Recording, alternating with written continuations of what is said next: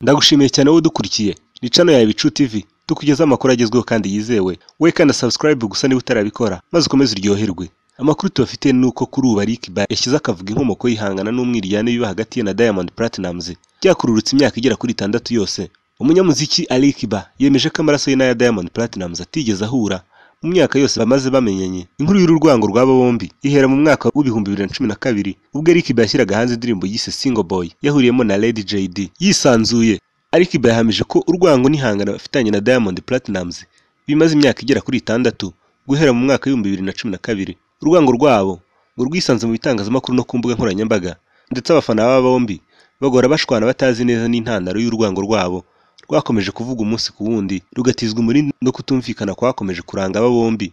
Yaba Diamond ndetse na Alikiba bakunze guca ku ruhande inyandiko n'ibibazo babazwaga yuko bahanganye, ndetse ko nta n'umwe ushobora gukorana indirimbo n'undi, ndetse ibyo kuba basuhuzanya kugeza na n'ubu bikaba ari ibanga ribangirwa ingata. Ihangana ryabo ngo ryanigaragaje ubwo mu gushyinguranya kwigendera Agnes Gerald Musongange wari umunyamideli.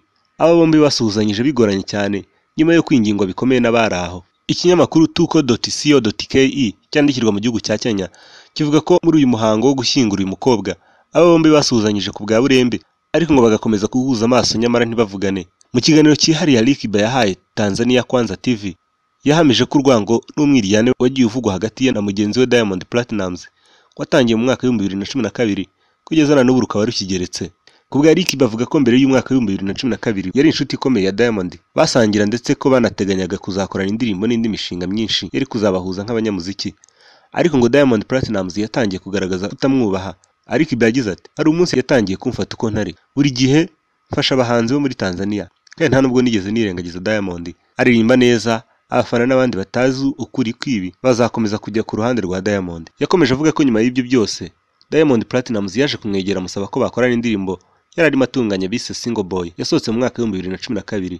Alikiba yavuze ko yanze gushyira Diamond Platnumz muri iyo ndirimbo ashingiye ku kuba yari yamaze guhitamo gukorana na Lady JD muri iyo minsi. Ngo Diamond yifuzaga kujya mu mashusho y'iyo ndirimbo Alikiba yarimo akora ahuriyemo na Lady JD. Iyo ndirimbo akaba yarayise Single Boy. Yagize ati, ntabwo nari narigeze ntekereza gukorana indirimbo nawe, ariko yampamagaye ubwo indirimbo yari yamaze gusohoka. Nari nakoranye indirimbo na Lady JD. Diamond yambwiye ko yifuza kujya muri iyo ndirimbo, anambwira ko yamaze gutegura uko amashusho azakorwa, ariko namubwiye ko nahisemo gukoresha umuhungu umwe n'umukobwa umwe muri iyo ndirimbo kurusha uko yahurirwamo n'abahungu babiri. Nka nyuma y'icyumweru kimwe numvise mu binyamakuru bivuga ko nasibye amagambo ya Diamond Platnumz yari yaririmbye muri iyo ndirimbo Single Boy. Alikiba yavuze ko yatunguwe no kumva bivuga ko yasibye amajwi ya Diamond Platnumz muri iyo ndirimbo. Ngo yabajije Diamond waba yaratanze ayo makuru atari yo mu bitangazamakuru. Diamond arabihakana. Hejuru yo kuba Alikiba adahakana ko afitanye amakimbirane na Diamond Platnumz, yaneruye rwose ko atari umufana wa Diamond. Yagize ati, nishimiye aho umuziki wigeze ubu, ahagarariye igihugu cyacu, arakora cyane. Rimwe na rimwe njya nishimira umuziki we mwiza. Ntabwo ndi umufana wa Diamond, ariko ndongera mbivuge neza, hari indirimbo zimwe afite numva yakoze neza. Ndagushimiye wowe udahwema kuba uri kumwe natwe. Impaka zagiye zivuka hibazwa uwaba ukomeye mu muziki w'akarere ka Afurika y'Iburasirazuba hagati y'aba bombi. Wifashishije uburyo bwo gutanga ibitekerezo, nawe watugezaho kubyumva ndetse no kubibona. Bifurije amahirwe masa mu byo mukora byose.